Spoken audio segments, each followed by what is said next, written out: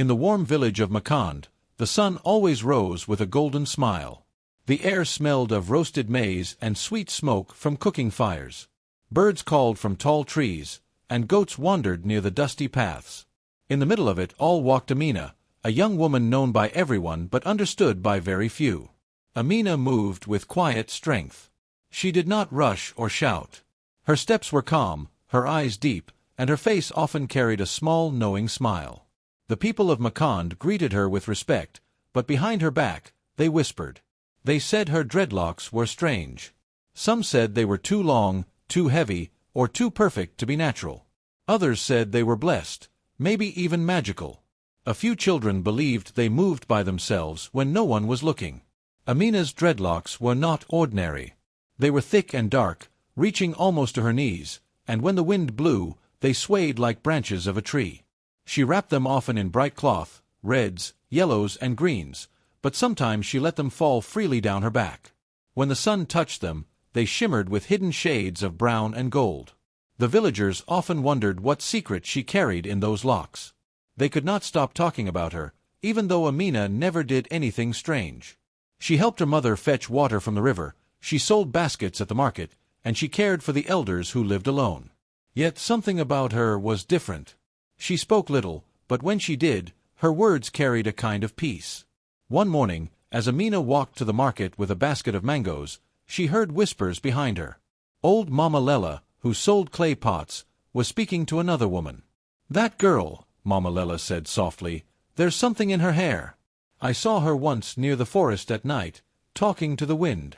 The other woman laughed nervously. "Talking to the wind? Maybe she talks to spirits too."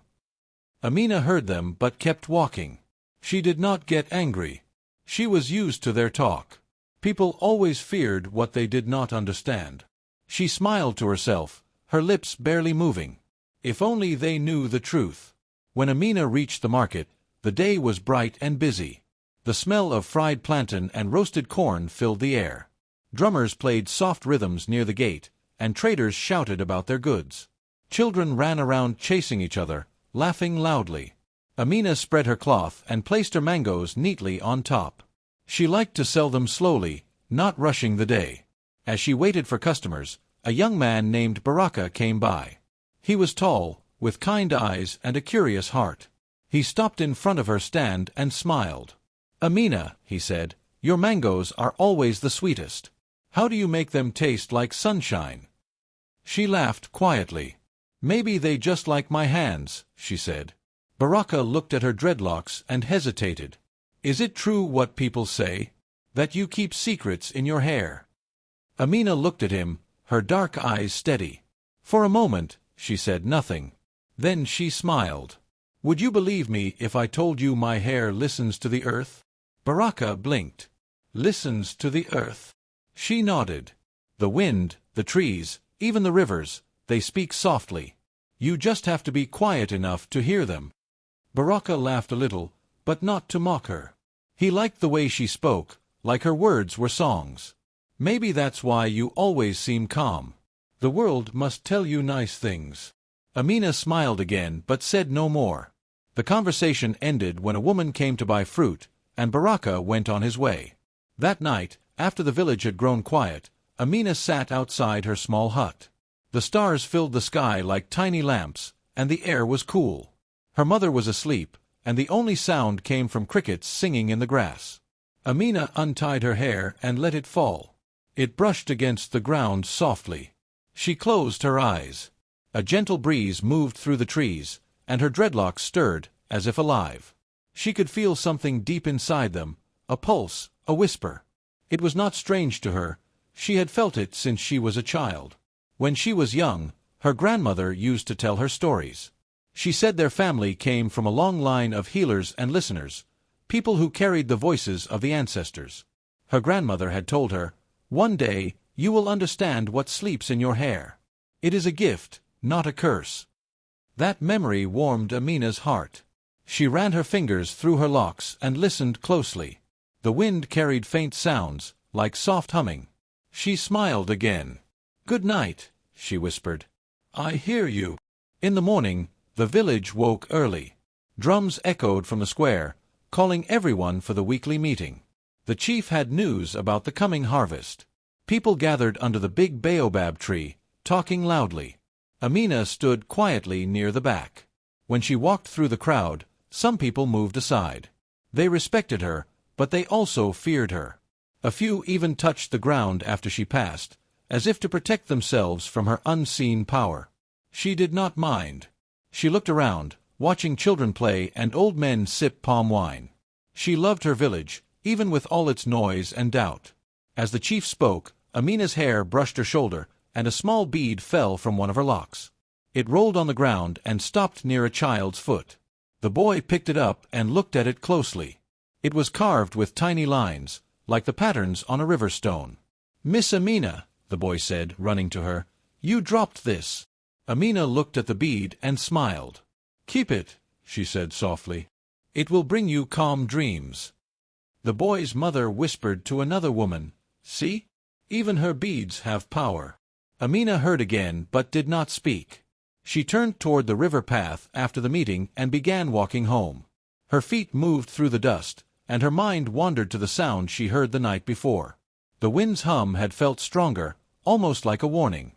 When she reached home, her mother, Siti, was sitting outside weaving a mat. She looked up and smiled. "You're home early, my child." "Yes, Mama," Amina said. "The meeting was long, but my heart feels heavy today. I think something is coming." Her mother frowned a little. "What do you mean?" "I don't know yet," Amina replied. "The wind will tell me." Siti shook her head gently. She loved her daughter but never understood her strange calmness. "You and your wind," she said softly. "One day, you will tell me what really hides in those locks of yours." Amina only smiled, her fingers brushing over the soft strands. "Maybe one day, Mama," she whispered. "Maybe one day." That night, thunder rolled far away over the hills.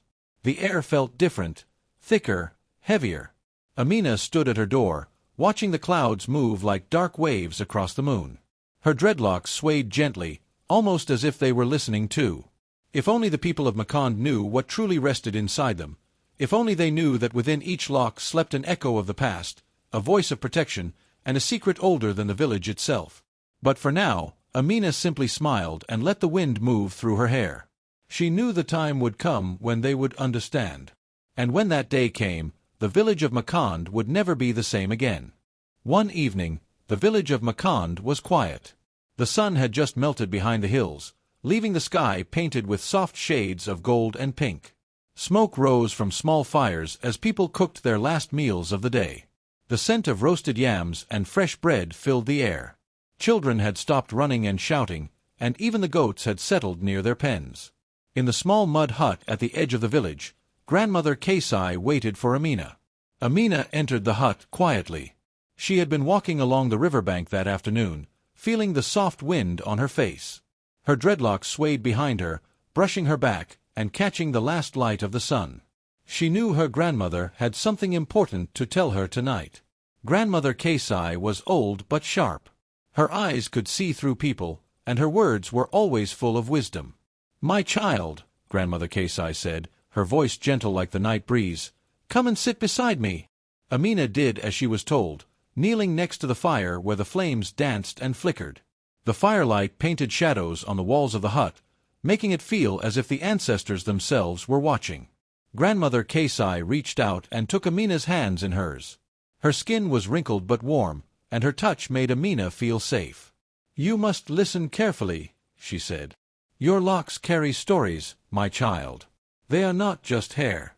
They are alive with the power of those who came before us." Amina's eyes widened slightly. She had always known her hair was special, but she had never heard her grandmother speak about it in this way. She leaned closer, holding her breath as if she were afraid the words might disappear if she moved too fast. "Long ago," Grandmother Kasai continued, "our people lived with the land and the spirits. We learned to listen to the wind, the rivers, the trees. Everything had a voice, and those voices spoke truths. The women of our family learned to hold these voices in their hair. Every braid, every lock, carries a story, a blessing, a piece of our soul. Your hair is your shield, your guide, and your secret." Amina touched her dreadlocks lightly, feeling a soft hum in them. It was subtle, almost like the vibration of a small drum deep inside the earth. She had felt it before, but now it made sense. The hum was not random. It was alive. It was calling to her, whispering names she did not yet know, memories she could not yet remember. "You see, Amina," Grandmother Kesai said, "many will look at your hair and see only beauty or strangeness. They will not understand. But those who are patient, those who can listen with their hearts, will know that there is more there than they can see. There is protection. There is wisdom. There is power. And there is a story that only you can tell when the time is right." Amina nodded slowly. She did not speak at first, because she was trying to take it all in. The warmth of the fire, the soft crackle of burning wood, and the gentle hum from her locks made her feel connected to something larger than herself. It was as if the past and the present had come together in the small room. "Do not fear your gift," Grandmother Kesai said. "Some may try to touch it without understanding.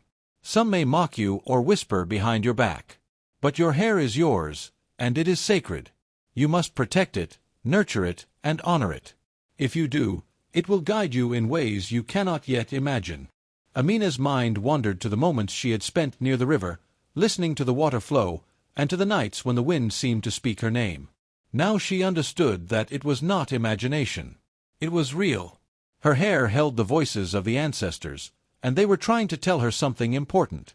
"Grandmother," Amina whispered, "how do I listen? How do I know what the voices mean?" Grandmother Kesai smiled, her eyes twinkling. "Patience, my child. You listen with more than your ears. You listen with your heart. Sometimes the messages will be clear, sometimes they will come as feelings, as dreams, as sudden thoughts. Trust them. Trust yourself. Your hair will show you the way when the time is right." Amina closed her eyes and felt the hum grow stronger. It was as if the air around her had changed, filled with soft whispers that she could almost understand. Her fingers moved slowly through her locks, and she imagined the stories they held. There were stories of joy, stories of sorrow, stories of courage, and stories of protection. Each strand was a thread connecting her to the past, the present, and the future. "Remember, my child," Grandmother Kesai said softly, "you are never alone. Even when people doubt you or misunderstand you, the ancestors are with you. They live in your hair. They watch over you. They will guide you through the storms and the trials of life. Your dreadlocks are your crown, but also your responsibility. Treat them with respect, and they will serve you well." Amina opened her eyes and looked at her grandmother. She felt a warmth in her chest, a kind of certainty she had never felt before. She understood now why her hair had always felt alive, why the wind seemed to move through it in its own rhythm, why the river seemed to call her name on quiet afternoons. "Thank you, grandmother," she said quietly. "I will listen. I will protect them." Grandmother Kesai nodded and patted her hand. "I know you will, my child. I have seen it in you since the day you were born. You are strong, brave, and kind. Your hair is only part of your gift. Your heart will guide you as much as your locks. Never forget that." The fire crackled louder, sending sparks into the air. Amina sat in silence for a while, feeling the hum in her hair and the warmth of the fire. Outside, the stars began to shine one by one, twinkling like tiny lanterns over the village. The night was calm, and for the first time, Amina felt completely connected to something greater than herself. When she finally stood to leave, her grandmother's voice followed her. "Go gently, my child. The world may not always understand you, but you are ready. You are ready to carry the stories, the blessings, and the power of those who came before us." Amina nodded, her dreadlocks swaying as she walked to the door. The night air was cool, and the sounds of crickets and rustling leaves surrounded her. She felt the hum in her hair again, stronger this time, almost like a heartbeat. She knew that the whispers she had felt all her life were real. They were guiding her, preparing her for what was to come. As she stepped outside, she looked up at the sky, at the stars that glittered like tiny diamonds. She whispered a promise to herself and to the ancestors. She would honor the gift she had been given. She would protect her locks. She would listen to the stories, and when the time was right, she would share them. For now, Amina walked through the village quietly, her hair brushing her back, the hum of her dreadlocks blending with the night sounds. She felt proud, strong, and ready for the future. The people of MOCKED might not understand yet, but she knew that one day they would. And as she walked, the whispers in her hair grew softer, almost like a song, filling her heart with peace. Amina smiled to herself, knowing that she was not alone. She had her grandmother's guidance, the strength of her ancestors, and the secret power of her dreadlocks to carry her through whatever lay ahead. Days passed in MOCKED, and the rains that usually fell in gentle showers stopped completely. The earth grew hard and cracked under the sun. Rivers that had once rushed with clear, cool water now sat in shallow beds, their stones exposed and dry. The animals of the village wandered slowly, their ribs showing under their fur, searching for what little water remained. Chickens scratched at the dusty ground with little hope of finding food, and even the goats seemed weaker than usual. The village people grew anxious. Each day, they went to the riverbed, hoping that the waters might return, but nothing happened. They prayed loudly in the square, calling on the spirits and ancestors for help. Elders drummed and sang songs that had been sung for hundreds of years, hoping to call forth rain. Mothers gathered their children and offered small gifts of grain and flowers to the gods. But no clouds came. The sky stayed blue and hard, and the sun burned brighter each day. Amina watched everything quietly from her small hut at the edge of the village. She saw the worry in the eyes of the people, the fear in the children, and the exhaustion in the elders. Her heart felt heavy, but she did not panic. She knew, deep inside, that the answer was not in loud prayers or in fear. The answer was closer, within her, as it had always been. One night, after a long day of heat and silence, Amina lay down on her mat and tried to sleep. The moon had risen, casting soft silver light over the village. The wind was quiet at first, barely stirring the tall grass outside. But then, slowly, she felt a hum in her hair. It began softly, almost like the gentle vibration of a small drum. She knew this hum well. It was familiar, the same quiet voice that had whispered to her for years. But tonight, it was different. The hum grew louder, more insistent, and it carried a rhythm like a song. Amina sat up suddenly, her eyes wide. She could feel her hair moving as if it had its own mind, each lock twisting gently, almost beckoning her. She knew she had to follow it. The villagers were asleep, unaware of the power stirring in their midst. Amina stepped outside, barefoot on the cool, dry earth. The wind wrapped around her, brushing her skin and tangling softly in her dreadlocks. The hum from her hair grew stronger, almost like it was guiding her. She closed her eyes and breathed deeply. She could feel the energy of the land, the trees, the riverbed, and even the stones beneath her feet. Everything seemed to speak to her now, and the voices in her hair made sense. Without thinking, she began walking toward the forest at the edge of the village. The trees were tall and dark, their shadows stretching long across the ground. Crickets chirped quietly, and owls hooted softly from high branches. Amina's dreadlocks seemed to pull her forward, swaying in rhythm with the whispers she could now hear clearly. The forest was alive, more alive than she had ever noticed. As she entered deeper into the woods, the hum in her hair became a melody, a song full of strange words and sounds. She could not understand the words with her ears, but her heart understood them perfectly. They spoke of water, of life, and of renewal. They spoke of her purpose. She walked carefully, feeling the soft earth and listening to the song that guided her. Each step seemed to open something hidden in the forest, like the trees themselves were moving aside to show her the way. The forest grew darker as she went deeper, but Amina did not feel afraid. The hum in her hair and the song in her heart lit the path. She could feel the pull of the river, dry now, but not gone. It was waiting for her. She reached a clearing where the moonlight fell in a silver circle on the ground. The air was cooler here, and the scent of wet leaves, moss, and earth filled her nose. Amina knelt in the center of the clearing.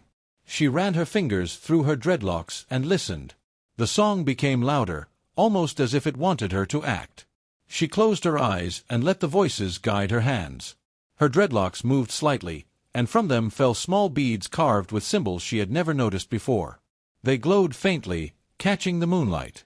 Each bead seemed to hum with the same melody, vibrating softly in her palms. She placed the beads on the ground in a small circle, following the rhythm of the song. Then she began to sing softly, repeating the tune that had risen from her hair.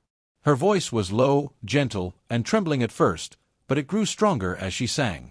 The melody carried the stories of the ancestors, the blessings of her family, and the whispers of the forest itself. The ground trembled slightly beneath her knees. A soft breeze moved through the clearing, and the leaves above whispered back to her, adding their own voices to the song. The riverbed in the distance seemed to respond, as if something deep underground had awakened. Amina kept singing, her heart beating in time with the hum of her hair, her body swaying to the rhythm of the earth. Suddenly, the air felt heavy with energy. The glow from the beads grew brighter, and the wind picked up, swirling around her in soft eddies. The forest seemed to breathe with her, the trees leaning closer as if to watch. Amina's eyes opened, and she saw the first tiny drops of water appear on the earth. They were small at first, but the song in her hair and her voice made them grow. Rain began to fall lightly, tapping the leaves and the dry ground. The villagers' crops, the thirsty animals, and even the riverbed felt the life returning. The song continued, and the rain grew stronger, washing over everything, filling the air with the sweet scent of earth and water. Amina smiled, feeling the joy of the land and the song that had guided her. When the storm ended hours later, the forest was alive and sparkling. The river, once dry and cracked, now had a slow but steady flow. Streams ran along the paths, and the soil seemed soft and full of promise.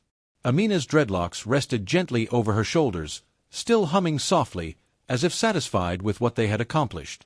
She stood in the clearing, looking at the sky where stars peeked through scattered clouds. She felt proud and humbled at the same time.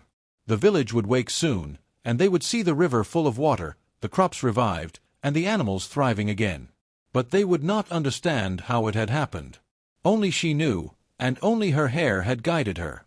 Amina walked slowly back toward the village, her bare feet wet and muddy, feeling the cool night on her skin. The hum in her hair had quieted, but the rhythm remained inside her heart. She thought of her grandmother's words. Her locks carried stories, power, and protection. Now she understood more than ever. When she reached the edge of the village, the first light of dawn began to show behind the hills. Children were already stirring, and mothers began cooking breakfast over small fires. Amina's heart felt light as she watched them, knowing that life had returned. People would speak of the rain, of the river, and of the sudden relief from the drought, but they would never know the truth. Amina entered her hut and sat quietly, brushing her dreadlocks gently.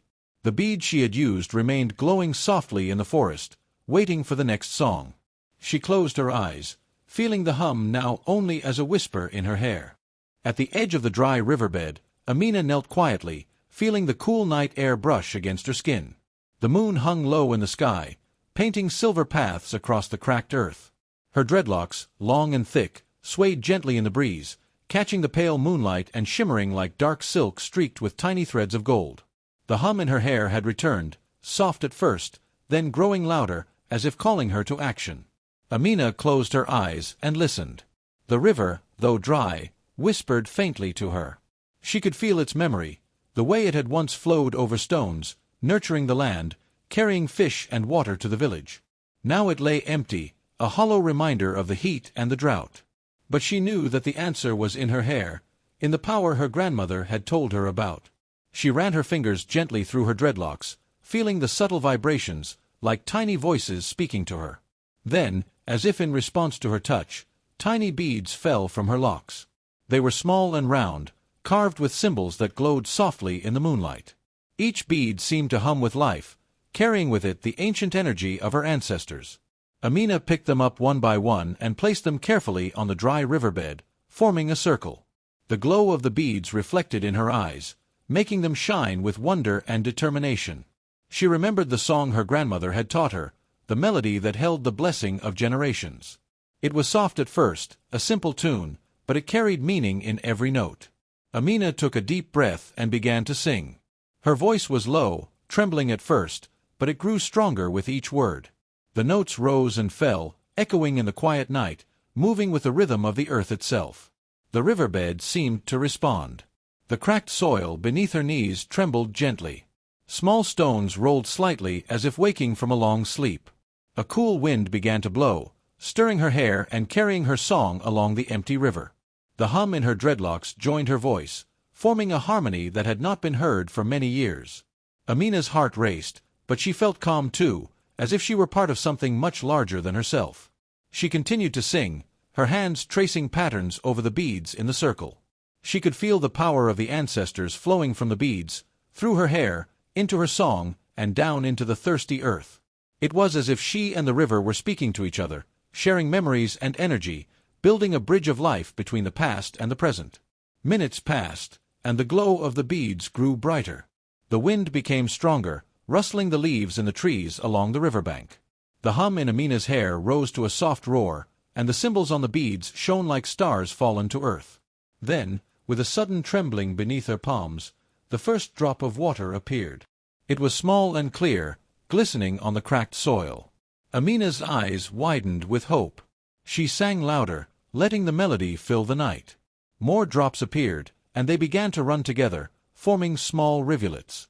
The sound of water, soft at first, grew louder as it spread across the riverbed. Amina's song and the hum of her dreadlocks guided it, directing the flow where it was needed. The villagers, still asleep, were unaware of what was happening. But soon they would hear the water. They would see the river return, clear and strong, flowing like it had in the past. Amina did not stop singing. She knelt in the center of the circle of glowing beads, her body swaying slightly to the rhythm of the river's awakening. She felt the cool water beginning to spread under her knees, touching her hands, running over the beads she had placed. The hum in her dreadlocks reached its peak, vibrating in harmony with the river and the earth. The ground beneath her shook slightly, and she realized that the water was breaking through the deep cracks in the soil, rushing to fill the empty space. The small rivulets joined together, forming a stream, and then a larger flow that moved quickly toward the village. Amina's heart soared with joy. The river, once dry and silent, now sang with life. Fish leapt from the shallow waters, and frogs croaked loudly, filling the night with their songs. Trees along the riverbank seemed to lean toward the water, their leaves shining in the moonlight. The village would wake to see the miracle, but they would not know how it had happened. Only Amina, with her dreadlocks and her song, understood the full story. As the water raced through the riverbed, the beads in her circle lost some of their glow, returning to a soft, gentle shimmer. The power had moved into the earth and the flowing river. Amina stood slowly, brushing her hands over her hair, feeling the remaining hum that still carried the whisper of the ancestors. She smiled, knowing she had done what was needed. The river would sustain the village again. The land would heal. Life would return. The sound of flowing water reached her ears, gentle at first, then growing louder as it moved closer to the village. She could imagine the villagers stepping outside, rubbing their eyes, and seeing the river running strong once more. Children would laugh and splash in the water. Farmers would kneel at its edge, filling their pots and watering their fields. The animals, long thirsty and tired, would drink their fill and find relief. Amina knelt again by the edge of the river, letting the cool water run over her fingers. She felt a deep connection to everything: the land, the river, the trees, and the sky. Her dreadlocks swayed gently in the breeze, humming softly now as if in quiet satisfaction. The song had worked. The blessing of her ancestors, carried in her hair and guided by her voice, had brought life back to the village. She thought of her grandmother, of the stories told by the fire, and of the words that had guided her through her life. Her heart was full of gratitude. She had learned that her hair was not just a part of her, it was a bridge between the past and the present, a source of protection and power, a keeper of secrets and life. As she stood by the flowing river, the moonlight reflecting in the water, Amina realized that the village might never fully understand the miracle. But that did not matter. What mattered was the life she had restored, the harmony she had brought to the land, and the fulfillment of the gift she had been given. Her dreadlocks had spoken. She had listened. And the river had returned. The night air was cool, and the stars shone brightly above the village. Amina walked slowly along the riverbank, her feet wet in the shallow water, her hair swaying gently behind her. The hum in her dreadlocks had softened to a whisper, but she could still feel its energy, a reminder that the ancestors were always with her, guiding her, watching over her. She paused and looked back at the river, now flowing steadily toward the village. The sound of water was like music, full of life and promise. Amina smiled, feeling proud but humble. She had done what few could do, and she had done it with patience, courage, and faith. Her song, her dreadlocks, and her connection to the ancestors had restored balance to the land. As dawn began to approach, The first light of the sun touched the tops of the trees and reflected on the river's surface. The water sparkled like a ribbon of silver, winding its way back to the village. Birds began to stir, singing their morning songs. The village would soon wake, and they would find their lives returning to normal. Amina sat by the river for a while longer, letting the cool water run over her hands. She thought of the future, the growing crops, the happy villagers, the thriving animals. And she thought of her hair, her secret power, and the voices of the ancestors that had guided her. She felt a deep sense of peace, knowing that she had fulfilled her role. Finally, she stood, brushing her fingers through her dreadlocks, feeling the hum still resting softly within them. She took a deep breath, savoring the cool morning air, and began the walk back to her hut at the edge of the village. Her heart was light, her spirit strong, and her soul filled with gratitude. The river would flow forever now, a reminder of the night when Amina had listened to the voices in her hair and sung the song of life. The drought had ended, the land had been healed, and the village would thrive once more. And though they might never know how it happened, Amina knew the truth, and that truth was enough. When dawn rose over the village of MOCKED, the sky was painted in soft shades of pink and orange. The sun peeked over the hills, spreading warm light across the fields and homes. The air smelled of wet earth, fresh from the river that now flowed strong and clear. Birds sang loudly, celebrating the return of water and life. Amina walked into the village quietly, her bare feet brushing the soft grass along the path. Her dreadlocks, long and thick, shimmered in the early sunlight. Threads of silver had woven through them overnight, catching the light and making them glow like moonlight. The villagers were already stirring. Farmers had come to check their fields, and children were running toward the riverbank, eager to splash in the newly flowing water. Women carried clay pots to fill, and elders leaned on their walking sticks, staring in disbelief. When they saw Amina approaching, everyone fell silent. They bowed their heads in awe, not because she demanded respect, but because something about her had changed. The power she carried, once hidden in quiet hums and soft whispers, was now visible in the shining threads of her hair. Amina walked slowly through the village square, noticing the curious and amazed eyes following her. She did not speak at first, only nodded softly to those she passed. The elders whispered among themselves, marveling at the sight. "It is true," one of them said quietly. "Her hair carries the blessing of the ancestors." Children pointed and gasped, their eyes wide with wonder. Some ran to her, wanting to touch the shining strands, but Amina held up her hand gently. "Do not touch," she said softly. "These are gifts, not toys. They carry the voices of our past and the power to guide us." The villagers listened quietly. They had seen the river return, felt the earth heal, and watched the animals drink freely again. The miracle was undeniable. They knew that Amina had done something no one else could, something that came from deep within her, from the wisdom of her ancestors. Slowly, people began to gather around her, and she told them to sit in the square. The elders arranged the children in front, and the adults took places behind them. Amina settled on a low stone, brushing her hands over her dreadlocks, feeling the hum of life still flowing through them. She began to speak, her voice calm and steady. "This river, our fields, and the land we live on are all connected," she said. "The ancestors guide us if we listen. They live in the earth, the water, the wind, and even in our hair. Each of us carries their spirit in some way, but my gift is to hear them more clearly. Tonight, I sang with them, and the river returned. This is not only my work. It belongs to all of us, to our village, and to those who came before us." The villagers were silent, listening intently. Children leaned forward, fascinated by every word. Mothers and fathers nodded slowly, realizing that the young woman they had watched quietly walk among them carried a deep, unseen power. They had always respected Amina, but now that respect had grown into reverence. She was no longer just a girl with long hair. She was the living bridge between the past and the present, between the ancestors and the people of MOCKED. As she spoke, Amina ran her fingers lightly through her dreadlocks. The silver threads shimmered with a quiet energy. She told the villagers stories of her grandmother, of the lessons taught by her family, and of the hum in her hair that had guided her through life. She explained how the river had once sung to her, how the beads from her hair carried the songs of her ancestors, and how listening carefully could restore balance to the world. Her words were simple, but they carried a weight that made every listener feel connected to something greater than themselves. The children were captivated. They asked questions about the beads, about the songs, and about the silver threads in her hair. Amina smiled and answered patiently, teaching them that patience, respect, and listening were more powerful than fear or anger. "You do not need to be afraid of the spirits," she said softly. "They are our friends, and they only speak to those who care to listen.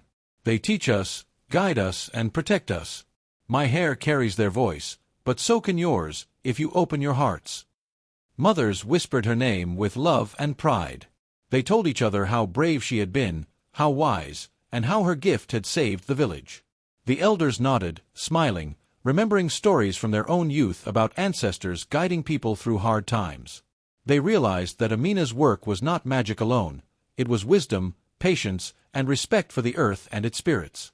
They spoke quietly among themselves, saying that she must be the keeper of the river and the stories, for no one else could do what she had done. Amina watched as the villagers began to move about, tending to the river, checking the fields, and filling pots with clean water. She felt a quiet joy in her heart. The drought was over, and life had returned. The villagers would now have water for their crops, food for their families, and a renewed connection to the land. She had fulfilled her role, not for praise or recognition, but because it was her duty and her gift. As the day passed, more people came to see the river, to marvel at its sudden return. Some asked questions, others stayed quietly, simply feeling the life flowing from the water. Amina walked among them, answering some, nodding to others, and always letting the hum of her hair guide her. The silver threads seemed to glow brighter with every passing hour, as if acknowledging the gratitude and recognition of the villagers. By the afternoon, the village had returned to a sense of normalcy, but it was a new normal, one filled with awe and respect. Children played along the riverbank, splashing water on each other and laughing loudly. Mothers smiled and shook their heads, telling stories of the miraculous night. Farmers checked their fields, noting how the soil was rich and wet, perfect for planting. Even the animals seemed stronger, drinking deeply from the flowing water and resting near the banks. Amina walked back to her small hut at the edge of the village. She sat outside, brushing her fingers through her dreadlocks. The hum inside them was quiet now, a soft whisper, like a gentle reminder that the work was done but the connection remained. She thought of her grandmother, of the stories by the fire, and of the lessons she had learned about patience, respect, and listening to the voices of the ancestors.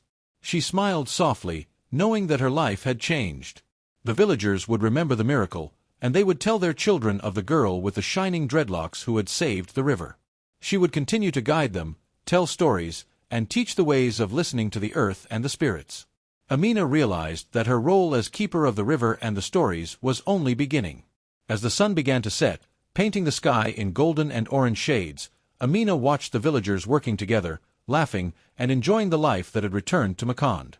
She felt proud but humble. The power in her hair, the blessing of her ancestors, and her own courage had made a difference. She had seen the river come back to life and the village thrive again.